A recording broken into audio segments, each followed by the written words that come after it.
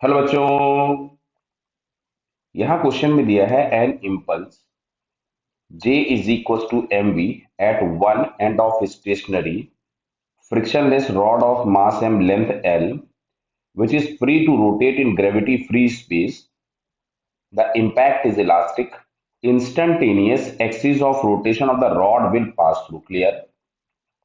तो समझो पहले बात को, ये जो भी एक्सिस ऑफ रोटेशन होता है उसकी वेलोसिटी जीरो होती है। उसकी वेलोसिटी जीरो होती है। इंस्टेंटेनियस एक्सिस ऑफ रोटेशन हम यहाँ पे इसलिए वर्ड यूज कर रहे हैं क्योंकि यहाँ पे कोई एक ऐसा पॉइंट होगा जिसकी वेलोसिटी इंस्टेंटेनियस जीरो होगी, मतलब उस इंस्टेंट पे जीरो होगी, उसके बाद नॉन जीरो हो जाएगी। कोई और पॉइंट आ जाएगा जिसकी इंस्टेंटेनियस वेलोसिटी क्या होगी, जीरो।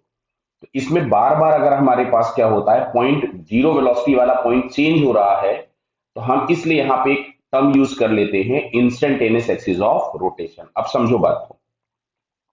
हुआ क्या होगा, सबसे पहले जैसे हम लोगों ने यहाँ पे रॉड बना दी, इस जगह पे हम लोगों ने एक इंपल्स दिया इसको जे, और जे बराबर आपको दिया है एम इंटू वी। क्लियर?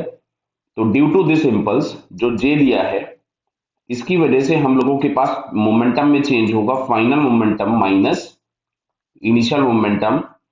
तो यहां से एम इंटू, अगर मैं इसको वी फाइनल लिखूं, बिकॉज रेस्ट पे था तो इनिशियल वेलोसिटी जीरो है, तो जो वी फाइनल आया वो वी आ गया। मतलब ड्यू टू लीनियर इंपल्स, इस रॉड का मैं केवल इसमें पहले वाले केस में लीनियर इंपल्स वाली बात कर रहा हूं, each and every point starts motion in forward direction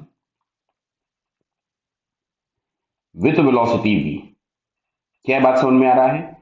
सारे के सारे पॉइंट वी वेलोसिटी से भागना चालू हो जाएंगे। ये केवल और केवल लीनियर इंपल्स का मैंने इफेक्ट बनाया। क्लियर? अब आते हैं हम एंगुलर इंपल्स पे। तो अगर हम एंगुलर इंपल्स की बात करें, तो जो यहां पे हम लोगों के पास लगा था उसको हम लोग लिखेंगे J into L by two बराबर आई इंटू ओमेगा। क्यों?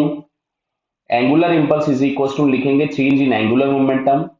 इनिशियल वेलोसिटी जीरो थी, तो फाइनल जो भी होगी वही हमारे पास एंगुलर वेलोसिटी फाइनल हो जाएगी। आई हो गया इसका मोमेंट ऑफ इनर्शिया। समझो बात को फिर से एक चीज, अगर कोई भी object free to rotate, free to translate होता है, तो वो हमेशा रोटेट होगा about centre of mass. Clear? तो यहां से हमने लिखा J into L by two बराबर आई, तो आई हम लोगों के पास यहाँ पे आ गया M L square by twelve into omega. Clear है?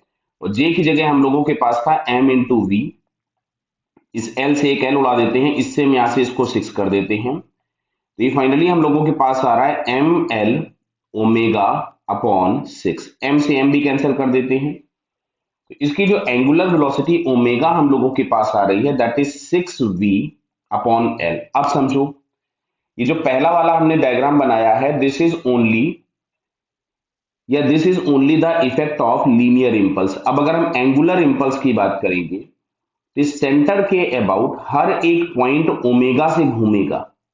मतलब ये इधर ओमेगा से, और ये इस तरीके से पॉइंट्स आपके पास ओमेगा से घूम रहे होंगे।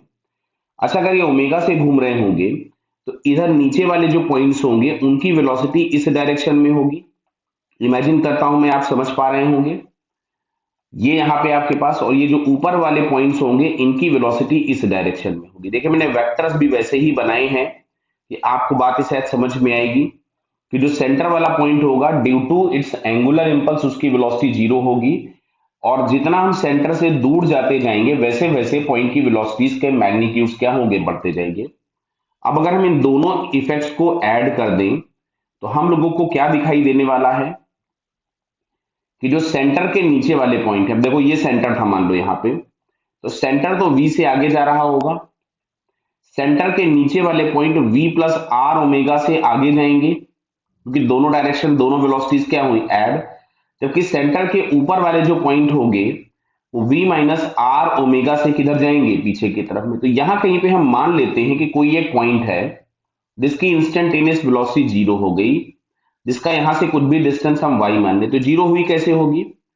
ट्रांसलेशनल मोशन की वजह से v आगे, और रोटेशनल मोशन की वजह से y ओमेगा पीछे होगा। v बराबर आर ओमेगा लिखते हैं, और अगर ये दोनों आपस में बराबर हो गए तो इस पॉइंट की वेलोसिटी जीरो हो जाएगी। तो इस कैलकुलेशन को हम लोग यहां नीचे करते हैं, तो v is equal to Y omega होना चाहिए, y इंटू ओमेगा। देखो v तो v ही था, y और ओमेगा की जगह पे हम लोग यहां से लिख रहे थे 6v/l, तो v से v कैंसिल हो गया, तो y इज इक्वल्स टू आ रहा है l/6। लेकिन ये जो डिस्टेंस है that is from the centre. अब जरा ऑप्शन पढ़ते हैं, डिस्टेंस सेंटर से दी गई है या एंड पॉइंट से।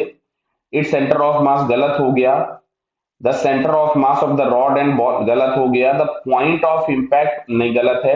अब लास्ट वाले ऑप्शन में लिखा है फ्रॉम द एंड, तो जो एंड पॉइंट से डिस्टेंस होगा, जिसको हम कुछ भी मान लो y डैश लिख दें, तो क्या ये l/2 प्लस l/6 होना चाहिए। तो यहां से हम लोग अगर 6 एलसीएम ले लें तो 3l प्लस l, तो 4l/6 मतलब ये आ गया 2l/3। तो जिस एंड पर हम लोगों ने स्ट्राइक किया था उस एंड से ये जो पॉइंट हमको दिख रहा है जहां पर हम लोगों के पास वेलोसिटी इसकी क्या मिलेगी, 0 मिलेगी। तो ये पॉइंट हम लोगों के पास है 2l/3, जो कि यहाँ पे हमको फोर्थ ऑप्शन में दिख रहा है। So finally it's fourth answer is correct. Clear बेटा? Okay, all the best.